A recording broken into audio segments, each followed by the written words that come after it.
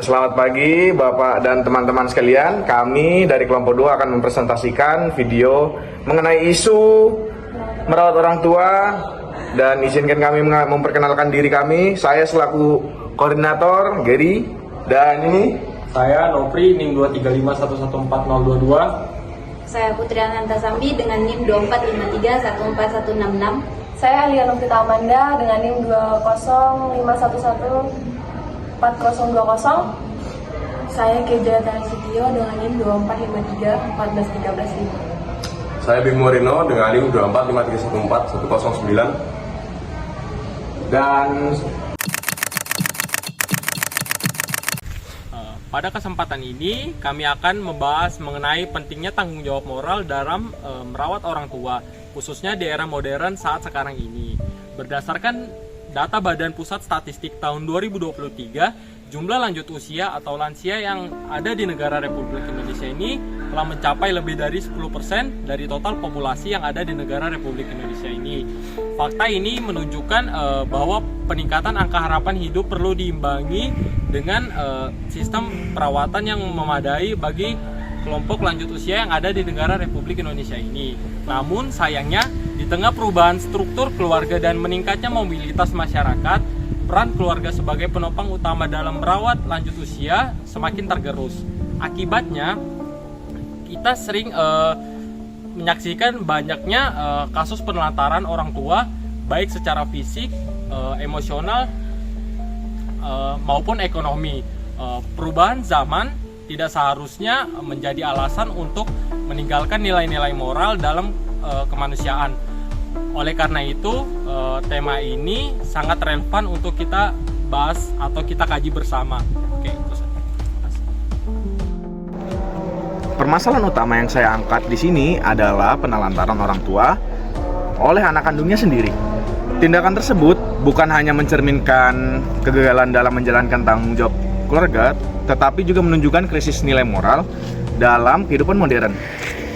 Dalam perspektif etika, merawat orang tua merupakan tindakan yang mencerminkan nilai kasih sayang, penghormatan, dan juga tanggung jawab. Nilai-nilai tersebut seharusnya menjadi fondasi dalam hubungan antara anak dan juga orang tua. Namun, pada kenyataannya, banyak individu yang mengabaikan tanggung jawab tersebut dengan alasan ekonomi, kesibukan, atau ketidakmampuan. Padahal, dalam moralitas yang luhur, tidak ada alasan yang dapat membenarkan penelantaran terhadap orang tua. Oleh karena itu, pentingnya bagi kita untuk meninjau kembali nilai-nilai dasar dalam hubungan keluarga dan tanggung jawab moral terhadap anggota keluarga yang lanjut usia.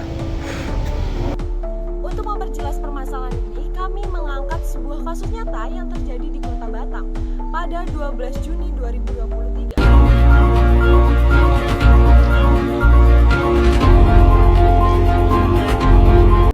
Seorang ibu lansia bernama Salma yang berusia sekitar 60 tahun ditemukan dalam keadaan lemah dan tidak terurus oleh petugas kepolisian yang sedang melakukan patroli malam. Setelah dilakukan pemeriksaan, diketahui bahwa beliau mengidap stroke ringan dan telah lama tinggal seorang diri. Informasi lebih lanjut mengungkapkan bahwa Ibu Salma ditinggalkan oleh anak perempuannya seorang diri. Bahkan bantuan sosial yang semestinya menjadi hak beliau justru dimanfaatkan oleh sang anak tanpa memberikan perawatan yang layak. Sebelum ditelantarkan, beliau sempat tinggal bersama anak dan menantu, namun tidak mendapatkan makanan yang layak, tidak diperiksakan ke dokter, dan tidak diperhatikan secara emosional. Kasus ini menjadi cerminan nyata dari lunturnya tanggung jawab moral dan lingkungan keluarga, serta lemahnya sistem perlindungan terhadap kelompok rentan seperti lansia. Baik, kali ini saya akan memberikan penilaian moral, aspek objektif dan subjektif. Dalam melakukan penilaian moral terhadap tindakan tersebut, kita perlu meninjau dari dua sisi, yaitu aspek objektif dan subjektif. Secara objektif, tindakan meninggalkan orang tua dalam kondisi sakit dan mengambil hak ekonomi mereka jelas merupakan bentuk pelanggaran terhadap norma hukum dan etika. Hal ini bertentangan dengan nilai keadilan, tanggung jawab, serta rasa kemanusiaan. Sedangkan secara subjektif, Penilaian dapat dilakukan dengan melihat motivasi pelaku. Apakah tindakan tersebut dilakukan karena kesulitan ekonomi, atau ketidaktahuan, atau karena faktor lainnya. Meski demikian, dalam konteks moral, alasan-alasan tersebut tetap tidak dapat membenarkan pengabaian terhadap kewajiban anak terhadap orang tua. Dengan demikian, baik secara objektif maupun subjektif, tindakan pelanggaran ini tidak dapat dibenarkan secara moral. Analisis konteks, akibat, dan alternatif tindakan selanjutnya. Analisis moral juga mencakup 3 unsur lainnya, yaitu konteks, akibat, dan alternatif tindakan. Dari segi konteks, memang tidak dapat dipungkiri bahwa tekanan ekonomi dan keterbatasan sosial dapat mempengaruhi keputusan seseorang.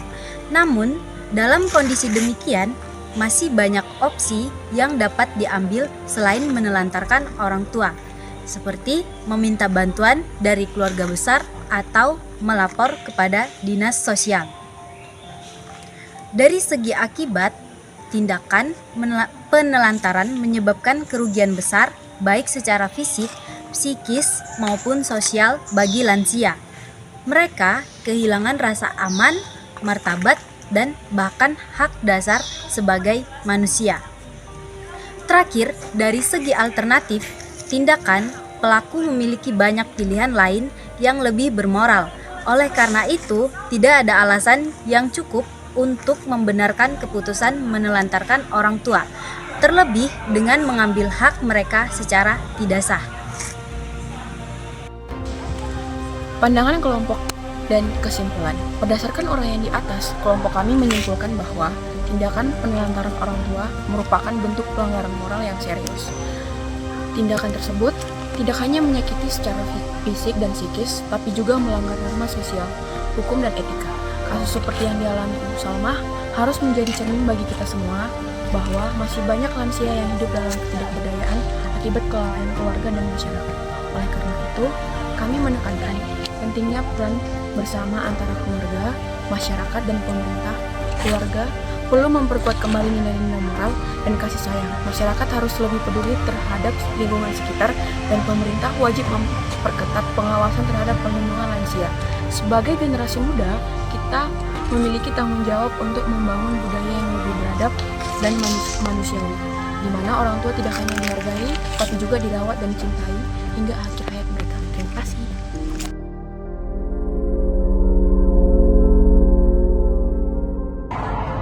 Sekian presentasi dari kelompok kami. Jika ada kesalahan, mohon dimaafkan dan terima kasih. Terima kasih.